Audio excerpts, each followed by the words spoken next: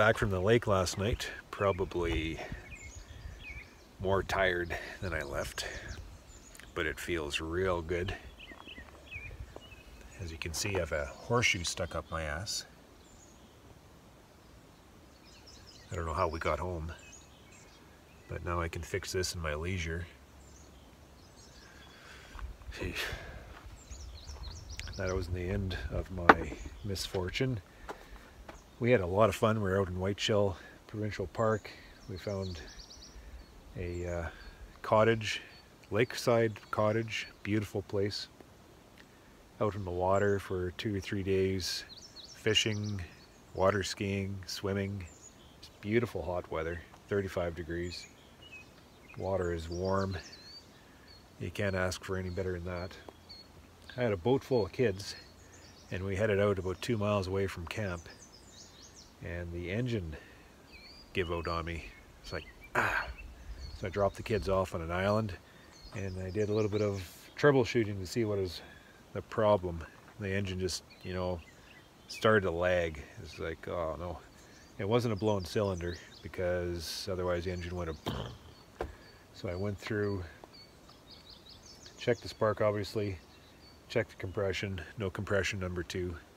So I assumed it was a blown head gasket. A little bit of water on the spark plug helped lead that conclusion. So I fired her back up, limped her back home. Just about, well, actually we ran out of fuel on the way back also, but that's why we have a trolling motor, right? Any rate, got her back, and that is it for the fun on the boat for the rest of the time. You know, it's a good thing these boats are so damn fun. Otherwise we would not own one. But that's how it goes. Things don't break down unless you use them, and they break down right at the point when you really want to use them. So I got it home,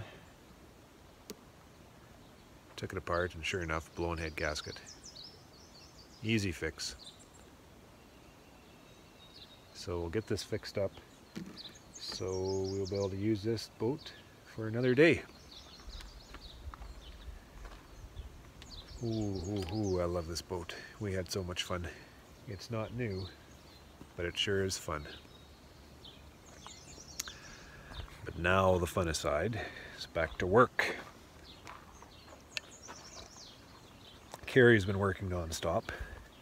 We have all the nukes checked out now, and the last bunch of nukes that checked are mating absolutely masterfully, as we expect into June. A little more consistent in our weather, and the queens have a better opportunity to go out and mate. So we are moving those out within the early part of this week, out to the clover fields, out to canola fields, just getting them out to get boxes on them. It is time to give them space. So I'll be busy doing that for the evenings and mornings for the early part of this week. We have 4ths on everything. We need 5ths on most of them. And I'm actually planning the extraction a little bit earlier than anticipated, just because of the amount of nectar coming in. I'm going out this morning just to take a poke around to see what's up. We've had terrible heat and very little rain, so I'm assuming that's going to stagnate the nectar flow. That might delay things a little bit. That might slow things down to the point of stopping things, so I hope things haven't stopped. But the crop is in full bloom right now, and it's high time, and we have to put these boxes out to take what's out there. So whether or not I plan extraction for the week of the 11th, which is next week, or the week after that, we are going to prepare all the same. We have going to send the crew out for yard maintenance, and we're going to be building frames to sort frames into boxes, and then we're going to do a real generalized cleanup on the honey house, get things ready so we can pull the pin and start extraction at a moment's notice.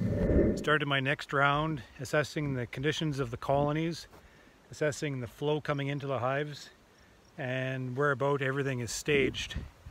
I started in a nuke yard, and we are shaking tons of nectar.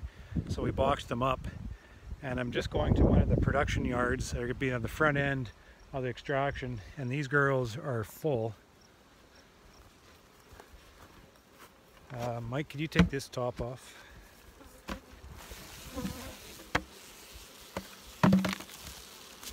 I opened them up so they're a little cranky right now, but we have honey right to the top. I only have them in 3 boxes right now. And the second honey super here is cappings being pulled down from the top. So this hive demands another 2 boxes. Okay, you can close that up. Problem is, I don't have that many boxes. What I'm thinking of doing is starting on the back end. So I have to stage my extraction here according to the number of boxes I have and according to the inflow of nectar.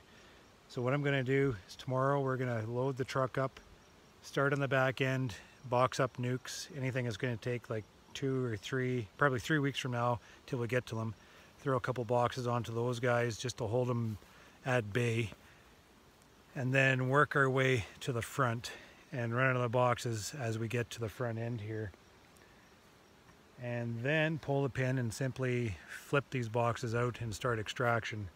So I'll have to test the moisture in these boxes to see what the honey is at. And it's been extremely hot and extremely dry, so I'm thinking that's going to help the bees cure this honey, except for this massive inflow of nectar is going to keep the moisture of the honey high.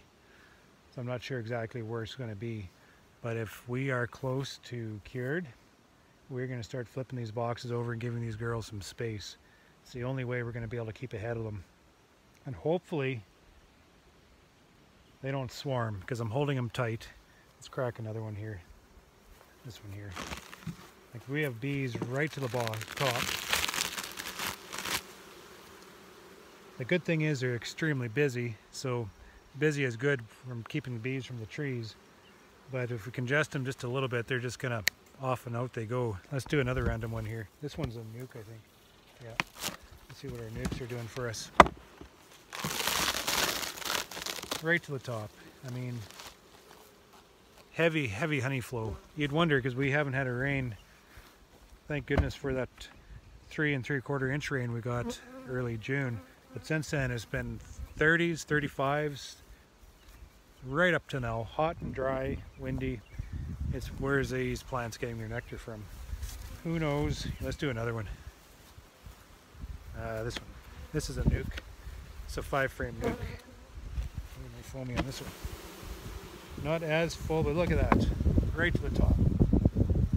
Let's crack this box here. I want to see. Leave that top off. Let's crack it here.